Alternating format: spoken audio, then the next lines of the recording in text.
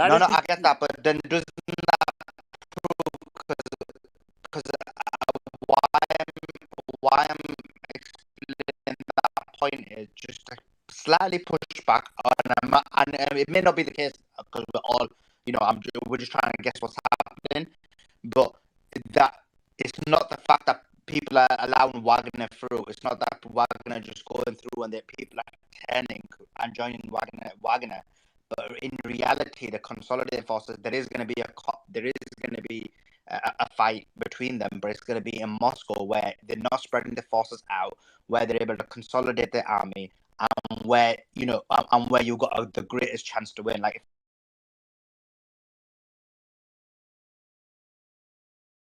now, right? So what are they going to do? Die for Putin? I don't think they're going to die for Putin. And I think those are the only two options. Is Putin goes to St. Petersburg, buys some time, consolidates his forces, and then pushes back, or so one of the planes that took over from Moscow to St. Petersburg is now returning from St. Petersburg to Moscow. So we're just seeing constant movements, most planes, most military.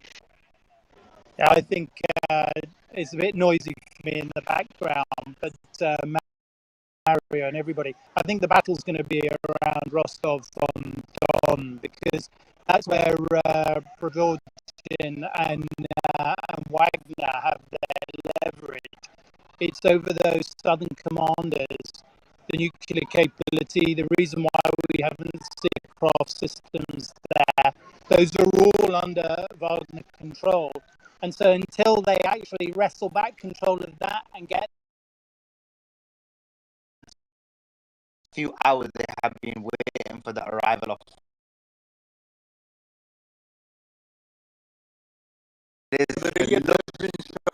actual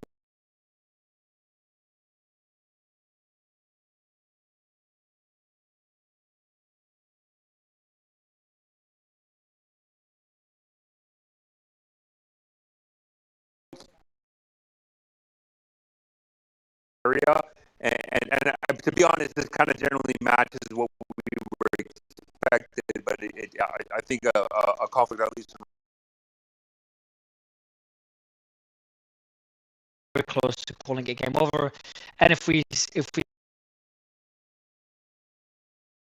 the fall of Rostov to the Chechnyan forces with potentially the support of other factions that are supporting the Kremlin, then that could be the end of the coup. Both headquarters are under attack. I just don't know which one's in more of a threat. It's just too early to tell. I'm not sure what you guys think. They're nowhere near Moscow. Mario, the key here is they're half 30 to 60 minutes away from Mario, Moscow. the key here is the Chechen forces, because Putin can feel confident that they'll still remain, and so that's why this is where the battle will be. And if he can, he'll use the Chechen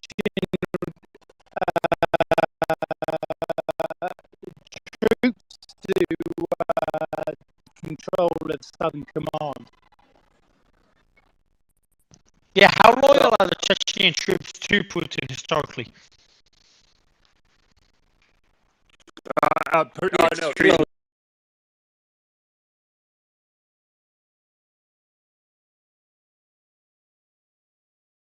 Drawbridges being pulled up over river crossings. We're seeing checkpoints being set up. That is all in line with the idea that Putin is trying to buy time with Moscow. That's why we're seeing these flights to St. Petersburg. That's why we'll potentially start seeing redeployments into Moscow while Russian forces consolidate. And also, in regards to the comments on where's the Russian Air Force, as Colonel Jeff pointed out earlier, the turnaround time for some of these strike packages does take hours to days. And secondarily, Wagner does have air defense systems. So I think there's a serious sort of concern that if, you mobilize the Air Force, you start sending strike packages. helicopter shot down when it originally was 3 or 4. This might be the fourth one that is a K-52, which is a more advanced Russian helicopter that got shot down with the crew members killed. Piotr, go ahead. You got something to say? Yeah, thanks, Suleiman. Yeah, just keep in mind that the Russians have been putting delays and potentially forcible charges around bridges south of Moscow to try and delay potential invasions of the forces down there. There's also friends of mine in Saint Petersburg saying that there is quite a lot of activity around a few of the airports with notable sort of, high profiled planes and delegational people. So there's a lot of activity. Putin's gone under, which is inevitable during this time because, he gives an initial statement of calm and assurance that he, as the leader of the country, is going to fight back. But now he's gone under as he begins to go into the operational phase of trying to actually, get control of the situation. Because at the moment it's crisis management as much as it is, as Austin and others are saying, they're trying to delay so that they can basically get themselves together. Because Wagner have basically, as I said before, done a bit of a blitzkrieg. The time is not on their side in the sense of if the Russian government can get their shit together, then they can likely, hold back the Wagner forces. Wagner is more well trained, but it doesn't have the numbers. So that's what I'd say. State media, the RA Novosti correspondent says, I'm just going to read it verbatim, it was on the breaking news channel, about 5 shots were fired at the headquarters of the Southern Military District in Rostov-on-Don. The fighters of was mentioned earlier as well. So now we're getting a Russian state correspondent of RA confirming the video and the claims of shots in Rostov-on-Don. And the Wagner convoy moving along the M4 highway in the direction of Moscow. So I could look at this and geolocate the exact location. I can see smoke in one of the photos coming from next to the freeway. So something was shut down there. And there's been Igor Igorkin claims the eyewitness report that Wagner convoy have entered Moscow Oblast. Igor said this over an hour ago now.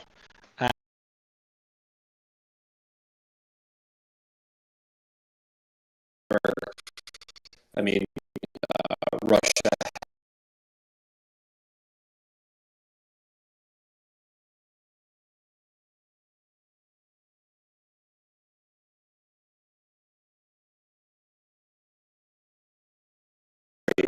so if they do feel there's a giant threat to the stability of the regime, it would not be unheard of for if you're in their position, right? Is you're going to want to get them to fight, expend all their ammunition if they can, keep them from being resupplied, and then bring in the rest of your forces to kind of mop it up. So I think the comments that were made about Rostov and where this goes right now, if they're able to break through, is key, because now they've lost the element of surprise, right? Because the jig is up, everybody knows what's going on.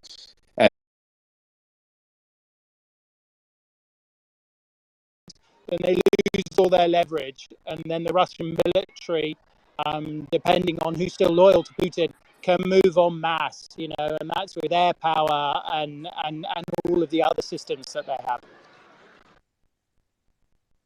Yeah, I would just add to that Rostov-on-Don is one of Russia's larger cities. It's culturally very significant for the Second World War. My family lives in Novosibirsk, which is the third largest city in industrial heartland of Siberia. But from what I'm understanding, much of the activity is just going to stay on this side of the Russian